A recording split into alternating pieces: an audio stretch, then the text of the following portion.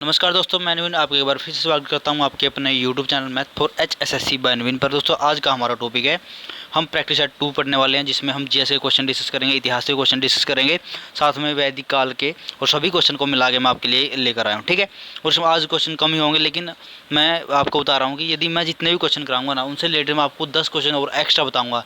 यदि आज मैं 5 क्वेश्चन लेकर आया हूँ, मैं आपको 50 क्वेश्चन करवा के ले जाऊँगा। ठीक है, और साथ में मैं इसकी PDF भी आपके पास शेयर कर दूँगा। तो देखिए दोस्तों, और 2-3 बीच में क्लास नहीं, उसके लिए मैं माफ़ी चाहता हूं, क्योंकि कुछ टेक्निकल इशू था और बारिश की वजह से यहाँ पर लाइट भी नहीं थी, तो इसलिए 2-3 दिन प्रॉब्लम थी। और आज इसीलिए जो आप छोटी सी वीडियो मैं आपके लिए बना रहा हूँ, वरना फिर कल से जो आपकी वीडियो दोबारा फिर मतलब कम से कम 20 क्वेश्चन में लेकर आऊँगा और 20 के 20 की फिर एक्सप्लेनेशन मैं आपके लिए करके लेकर आऊँगा। ठीक है, मतलब रेगुलर आगे अभी क्लास रहेगी, संडे हो चाहे कुछ भी हो तो रेगुलर क्लास रहेगी। ठीक है, तो करते हैं दोस्तों क्लास स्टार्ट। और यदि जिसको भी आंसर आते हैं, जितने भी क्वेश्चन आते हैं, तो आप नीचे कमेंट करके जरूर बताना। ठीक है, तो देखिए सबसे पहले हम समझते हैं दोस्तों, भारत में वर्ण व्यवस्था किस लिए बनाई गई थी। वर्ण व्यवस्था, सबसे पहले आपको बताना चाहिए वर्ण व्यवस्था होती क्या है। ठीक है, वर्ण व्यवस्था वह मतलब तरीका दोस्तों जिसके आधार, जो व्यवसाय के आधार पर लोगों को बांटा जाता है ना, उसे बोलते हैं वर्ण व्यवस्था। वर्ण व्यवस्था, ठीक है, जैसे कि कोई भी कुम्हार है, घड़े काम करा उसे कुम्हार बोल दिया, जो बाल काटने का काम करा उसे नाई बोल दिया। ठीक है, तो इस तरीके से व्यवसाय के आधार पर जो काम कर रहा है, जैसे कि कोई खेती करा उसे जमींदार बोल दिया, तो यानी कि व्यवसाय के आधार पर लोगों को बांटना ही क्या कहलाता है, वर्ण व्यवस्था। तो इसलिए भारत में वर्ण व्यवस्था किस लिए बनाई, उसका किस लिए बनाई गई है, तो इसमें हमारा जो आंसर आएगा दोस्तों वो क्या आएगा, व्यवसायिक श्रम विभाजन। यानी कि आंसर क्या होगा इसमें, व्यवसायिक श्रम विभाजन। हमारा जो आंसर आएगा व्यवसायिक श्रम विभाजन आंसर आएगा। ठीक है, तो मेरे कहता हूँ आपको समझ में आ रहा होगा। तो आपको वर्ण व्यवस्था समझ में आ गया। वर्ण व्यवस्था यानी कि व्यवसाय काम के आधार पर लोगों को बांटना। ठीक है, वैसे जाति के आधार पर नहीं, काम के आधार पर। सेकंड क्वेश्चन हमारा, भारतीय संगीत का उद्गम किसकी खोज माना जाता है। दोस्तों अब मैं कंप्लीट जितने 4 हमारे वेद हैं कंप्लीट की मैं व्याख्या करने वाला हूँ, तो आपको ध्यान से समझना है। और हाँ, जो साथी जुड़ा है चैनल को जरूर सब्सक्राइब कर ले और आपके एक नीचे प्यारा सा कमेंट जरूर कर देना। ठीक है, तो आज समझते हैं भारतीय संगीत का उद्गम किस में खोजा जा सकता है, और चारों वेद में आपको लिखाने वाला हूँ यहाँ पर। ठीक है, तो ध्यान से समझना। सबसे पहले तो इसका आंसर आप मेरे को कमेंट बॉक्स में बता सकते हो, लेकिन देखिए भारतीय संगीत का जो उद्गम है दोस्तों वो सामवेद से हुआ। किस है, सामवेद से हुआ। संगीत का जो जनक बोलते हैं दोस्तों, सामवेद को ही बोलते हैं। ठीक है, अब समझते हैं ये सभी। सबसे पहले पूछेंगे सबसे पुराना वेद कौन सा है, तो सबसे पुराना वेद है दोस्तों ऋग्वेद। क्या है, ऋग्वेद। आपसे पूछे सबसे पुराना वेद ऋग्वेद। और हाँ, यदि पूछे आपको वेद का अर्थ क्या होता है, वेद का यदि पूछे आपको वेद का अर्थ बताओ कि वेद का अर्थ होता है दोस्तों ज्ञान। क्या अर्थ होता है वेद का, ज्ञान। ठीक है, वेद का अर्थ होता है ज्ञान। और हाँ, हमारे कितने वेद हैं, 4 वेद हैं। और वेदांग कितने दोस्तों, 6, उसके बारे में आपको बताने वाला हूँ वेदांग कौन कौन से हैं। ठीक है, वेदांग क्यों वेदांग लाए गए थे, क्योंकि वेदों को समझने के लिए वेदांग ही लाए गए थे। ठीक है, और वो 6 प्रकार। यदि पूछे तो और क्या क्या ऋग्वेद में हमें पढ़ना जरूरी है, जैसे कि इसमें दोस्तों कितने मंडल है ऋग्वेद में, 10 मंडल है। कितने मंडल दोस्तों, 10 मंडल है। और सूक्त कितने हैं, 1028 सूक्त है इसमें। कितने हैं, 1028 सूक्त है। और यदि पूछे ऋचाएँ या रचनाएँ कितनी हैं, 10,462 क्या है इसमें, 10,462 रचनाएँ हैं या फिर ऋचाएँ हैं बोलते हैं। ठीक है, आप इनका स्क्रीनशॉट ले सकते हो। यह ऋचाएँ और ये है मंडल और ये है 1028। ठीक है, अब मंडलों में पढ़ेंगे इंपॉर्टेंट कौन कौन से हैं। 9वां मंडल किससे संबंधित है, तीसरा मंडल किससे संबंधित है, ठीक है, 7वां मंडल किससे संबंधित है। तो इनसे लेकर क्वेश्चन पूछाते हैं। ये पूछते हो ऋग्वेद की कितनी शाखा है दोस्तों, ऋग्वेद की शाखा कितनी है, ऋग्वेद की शाखा दोस्तों 5। कितनी शाखा है ऋग्वेद की, 5। कितनी शाखा है, 5 ऋग्वेद की। ठीक है, और यदि पूछे दोस्तों 9वां मंडल किसे समर्पित है, 9वां मंडल दोस्तों 9वां मंडल है सोम देवता से। किससे, सोम देवता से संबंधित है 9वां मंडल आपका। ठीक है, और इसमें और क्या है, इसमें दोस्तों ऋग्वेद में 25 नदियों का, कितनी नदियों का जिक्र है, 25 नदियों का जिक्र है। 25 नदियों का इसमें जिक्र है दोस्तों। ठीक है, तो यदि हम पूछे एक और क्वेश्चन पूछा था कि गायत्री मंत्र किससे रिलेटेड है, गायत्री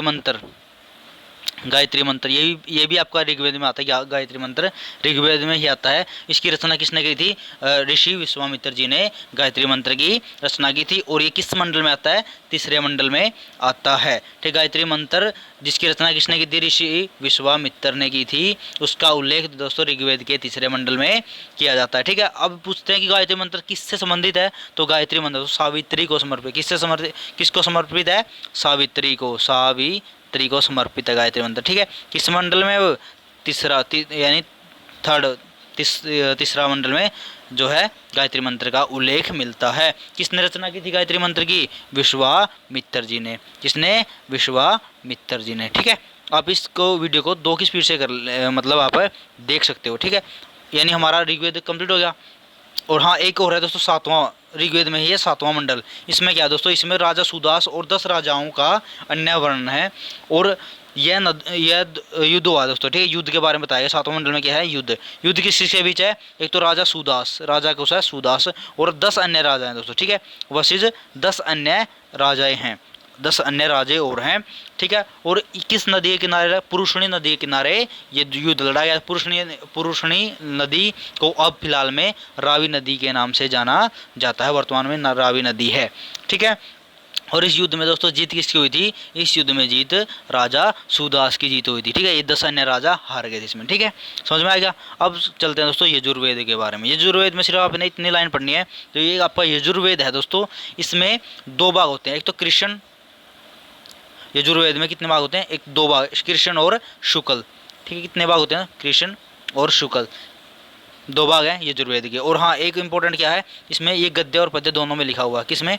गद्य और पद्य, गद्य व पद्य दोनों में लिखा हुआ है। ठीक है, आप लिख लेना, क्योंकि दोस्तों मैं हाथ से लिख रहा हूँ इसमें, इसलिए इसे आसानी से लिखा नहीं जा रहा इसमें। ठीक है, तो यजुर्वेद समझ में आ गया। यजुर्वेद की आपने 2 बात याद रखनी है, एक तो ये कृष्ण और शुक्ल इसके 2 भाग हैं, और गद्य पद्य दोनों में लिखा गया है। ठीक है, समझ में आ गया इतना। अब नेक्स्ट देखते हैं दोस्तों। ठीक है, इन दोनों में बस इतना ही करना है जो आपने ऋग्वेद करा है और यजुर्वेद करा है। अब पढ़ते हैं दोस्तों सामवेद। सामवेद के बारे में दोस्तों, भारतीय संगीत का जनक किसे कहा जाता है? सामवेद को। और संगीत की जानकारी किससे मिलती है? सामवेद में। ठीक है, और सामवेद में कुल कितनी रचनाएं दोस्तों? सामवेद में है 1549 रचनाएं हैं, 1549 रचनाएं हैं, जिसमें से मात्र ये 78 नहीं है। बाकी ऐसे की ऐसे किससे ली गई है?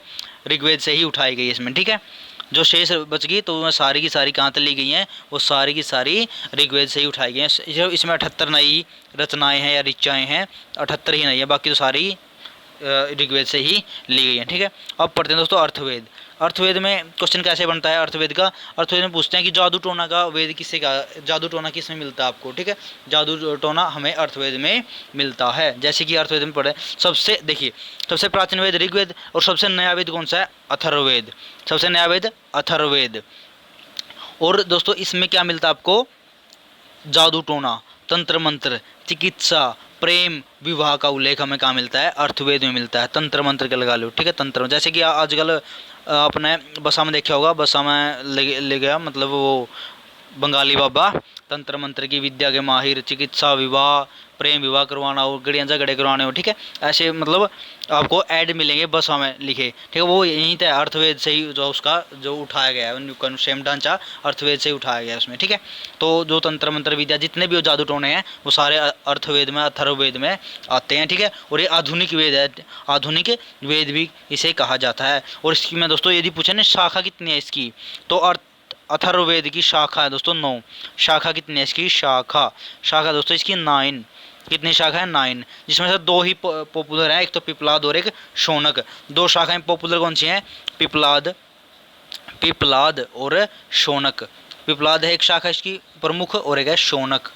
ठीक है, 2 शाखाएं इसकी इंपॉर्टेंट हैं, पिपलाद और शौनक। ठीक है, और जो अथर्ववेद है हमारा को ब्रह्मवेद भी कहा जाता है। इसे क्या बोलते हैं? ब्रह्मवेद भी से हम बोलते हैं। और इसमें और क्या बताया गया है? इसमें और बताया गया कि सभा और समिति क्या है? प्रजापति की 2 पुत्रियां हैं। ठीक है, अथर्ववेद में भी बताया गया है कि सभा और समिति 2 पुत्रियां हैं, किसकी? प्रजापति की। ठीक है, वेदांग कितने होते हैं दोस्तों? 6। वेदांग कितने होते हैं? 6 कौन कौन से? अब वो वेदांग कितने होते हैं दोस्तों? वेदांग होते हैं 6। सिंपल से हैं, जैसे कि हमें शिक्षा, क्या है? शिक्षा वेदांग में। ठीक है, शिक्षा आ गई, और क्या आ गया? ज्योतिष। शिक्षा आ गया, ज्योतिष आ गया, और क्या आ गया? व्याकरण आ गई, व्याकरण। ठीक है, और क्या आ गया? कल्प, और क्या आएगी, निरुक्त, निरुक्त, ठीक है। अब लिखना, और एक है छंद। ये सारे क्या हैं दोस्तों, ये सारे के सारे क्या हैं, आपके वेदांग है, जो हमें वेदों को समझने की अक्षमता प्रदान करती है, या फिर हमें वेदों को सिंपल लैंग्वेज में जो कन्वर्ट करते हैं, जिसे हमें समझ में आ जाए, तो वो क्या होते हैं, वेदांग, ठीक है। समझ में आ गया इतना। तो देखिए दोस्तों, हाँ पुराण, यदि आप, मैं आपको कमेंट में पूछ रहा हूँ कि पुराणों की संख्या कितनी है और इन्होंने पुराणों को किसने लिखा था, ठीक है, वो बता देना मेरे को नीचे कमेंट में। हमें आंसर चाहिए आपका कि पुराणों को किसने लिखा था, किसकी रचना है पुराण, कितने पुराण है, संख्या कितनी पुराण की, ये बताना आपको, ठीक है। तो अब देखिए दोस्तों, नेक्स्ट क्वेश्चन पर चलते हैं। आरंभिक वैदिक काल में वर्ण व्यवस्था आधारित थी। यदि वीडियो अच्छी लगे तो वीडियो को लाइक जरूर कर देना दोस्तों, ठीक है। आरंभिक वैदिक काल में वर्ण व्यवस्था आधारित थी, मैंने वर्ण व्यवस्था आपको बता दिया, और किस पर आधारित थी, व्यवसाय पर आधारित थी। और जो व्यवसाय कैसा था दोस्तों, जो जिस प्रकार का काम किया करता उसको उसी जाति, मतलब उसकी काम के हिसाब से उसकी जाति डिसाइड कर दी जाती थी, ना कि अब जैसे कि कोई बच्चा किसी भी कास्ट में जन्म लेता है उसको एक टैग लगा देते कि ये फलाना है, जो फलाना है, ठीक है। लेकिन पहले क्या होता था, पहले जो भी बड़ा होकर जो भी काम किया करता, यानी जो जिस भी व्यवसाय में हो जाया करता, तो उसी व्यवसाय की, यानी उसकी, उसको उस कैटेगरी में रख दिया जाता था, ठीक है। मैंने एग्जांपल भी फर्स्ट क्वेश्चन में दे दिया था। तो इसका आंसर क्या होगा, व्यवसाय पर आएगा दोस्तों, ठीक है। ना तो शिक्षा के आधार पर, ना फिर जन्म के आधार पर, ओनली व्यवसाय के आधार पर, यानी कि जो वो काम करे उसके आधार पर उसकी जायज, उसके जो कास्ट है वो डिसाइड कर दी जाती थी। उसमें कोई मैटर नहीं था कि उसकी मदर किस कास्ट की है, या फिर उसकी मदर किस व्यवसाय पर की है, या फिर उसका फादर किस कास्ट का, ठीक है। यानी कि जो बच्चा को, मतलब जिस भी बच्चा की जिस भी काम में रुचि है, तो वो बच्चा उसी जो है व्यवसाय में करेगा, और उसी में उसका व्यवसाय पर है उसकी जो कास्ट वो डिसाइड कर दी जाए कर दी पहले में, ठीक है। अब फोर्थ क्वेश्चन है दोस्तों, निम्नलिखित में से ऋग्वेद काल के दौरान किसकी जानकारी नहीं थी। वर्ण व्यवस्था की जानकारी दोस्तों नहीं थी, किसकी, वर्ण व्यवस्था, क्यों, कृषि की भी थी, विवाह की प्रथा की भी थी, लेकिन वर्ण व्यवस्था की जानकारी नहीं, यानी कि जातिवाद नहीं था। जातिवाद था लेकिन व्यवसाय के आधार पर जातिवाद था, हालांकि जैसे कि आज है ना, आज जैसा नहीं था, पहले था जातिवाद, लेकिन वर्ण व्यवस्था कैसी थी, वर्ण व्यवस्था दोस्तों व्यवसाय के आधार पर, ठीक है, ना कि जात के आधार पर, यानी कि उसका पेरेंट्स यदि किसी कास्ट, उसी मदर की कास्ट के हैं, तो उसके आधार पर आज जो जाति वो डिसाइड होती है, लेकिन पहले ऐसा नहीं था, पहले काम के आधार पर उनकी कास्ट डिसाइड होया करती, ठीक है। तो फिफ्थ क्वेश्चन दोस्तों क्या है, निम्नलिखित में से कौन सा अन्य मनुष्य द्वारा सबसे पहले होने वाला देखिए, मनुष्य द्वारा सबसे पहले प्रयोग होने वालों में से था, यानी कि जो अन्न है, जब अन्य दोस्तों, सॉरी इसमें अन्य नहीं है, अन्न आएगा, ठीक है। इसमें क्या आएगा, इसमें मिस्टेक होगी, यहाँ पर अन्न आएगा इसमें, ठीक है, यहाँ पर आएगा अन्न, सॉरी इसके लिए, इसमें आपको अन्न आएगा, ठीक है, अन्न, यानी कि किसकी जानकारी थी उनमें, सबसे पहले प्रयोग किसका किया गया था, ये तो यव, जौ, सबसे पहले किसका, जौ का, जौ की भी स्पेलिंग इसमें मिस्टेक है, तो जौ ऐसे लिखा जाएगा, जौ ऐसे, ठीक है। तो जौ की जानकारी थी दोस्तों, ना तो गेहूं की जानकारी थी, ना ओट नहीं दोस्तों, ये ओट है, ओट बोलते हैं जई को, ठीक है। जो हरियाणा के या फिर यूपी के आसपास के बच्चे हैं वो समझते होंगे ओट क्या होती है, ओट होती है तो जई को बोलते हैं ओट, ठीक है। यव यानी कि सबसे पहले प्रयोग किसका किया गया था, यव का प्रयोग किया गया था, ठीक है। जो कृषि शब्द है ना दोस्तों, कृषि शब्द का प्रयोग 33 बार हुआ है यानी कि कृषि शब्द का प्रयोग कितने बार हुआ है, इसमें 33 बार कृषि शब्द का प्रयोग हुआ है, यानी कि जहाँ पर भी प्रमाण मिले हैं कि 33 बार लिखा हुआ कृषि शब्द मिला है। अनाज सिर्फ जो है एक मिला है, जो कि यव है, यानी कि अनाज की और कोई कैटेगरी, ना तो गेहूँ मिली है और ना ही कोई, मतलब अवोट यानी ओट, यानी और कोई नहीं मिला है, ओनली यव मिला है, एक ही जो है खोज हुई है। और और साथ में क्या मिला है, इसमें 2 किस्में थी जो कि इस सभ्यता में, ठीक है, यानी जौ की कितनी किस्में थी, 2 किस्में थी सभ्यता में। पूछे नहीं कितने किस्म के जौ मतलब पाए जाया करते, तो 2 किस्म के जो है जौ पाए जाते थे, ठीक है, 2 किस्म के जौ आया करते, 2 किस्में होती थी जौ की, इसमें 2 किस्म लगा लो, ठीक है। अच्छा, और क्या, इसमें जो कपास और खजूरी खेती का भी वर्णन मिलता है, यानी कि ये कपास की खेती तक भी अवगत थे, कपास की खेती तक भी, और जो है खजूर की खेती तक भी इन्होंने पता था कि खजूर की खेती क्या करें, ठीक है, या फिर खजूर जो है फल है, खजूर की खेती के बारे में भी इन्होंने पता था, कपास की भी, ठीक है। और साथ में जो है पशुपालन भी किया करते, किसका साथ में जो है पशुपालन भी किया करते थे दोस्तों, ठीक है। तो उम्मीद करता हूँ दोस्तों वीडियो अच्छी लगी हुई, समझ में आई होगी। यदि आपने एंड तक वीडियो देखे तो आपका तहे दिल से धन्यवाद, और साथ में दोस्तों वीडियो को लाइक कर देना यदि वीडियो पसंद आए तो। यदि मेरी कोई भी कमी आपको लगे तो नीचे एक प्यारा सा कमेंट कर देना, ठीक है। और दोस्तों मेहनत लगती है बनाने में, पूरी मतलब पूरा सेटअप तैयार होने में, क्यों अब तो जो है मतलब ऐसे तो है नहीं कि मेरी कोई टीम है दोस्तों, मैं खुद ही जो है तैयार करता हूँ, तो इसमें थोड़ा टाइम लग जाता है। साथ में मैं भी एग्जामों की तैयारी करता हूँ, साथ साथ में मैं आपको पढ़ाता हूँ, ठीक है। पढ़ाना एक पैशन है दोस्तों मेरा, तो इसलिए मैं पढ़ाता हूँ। तो यदि वीडियो अच्छी लगे तो वीडियो को लाइक कर देना, जो साथी चैनल पर नया जुड़ा है चैनल को जरूर सब्सक्राइब कर देना। मिलते हैं दोस्तों अगले वीडियो में, तब तक के लिए धन्यवाद। जय हिंद सभी साथियों को, राम राम।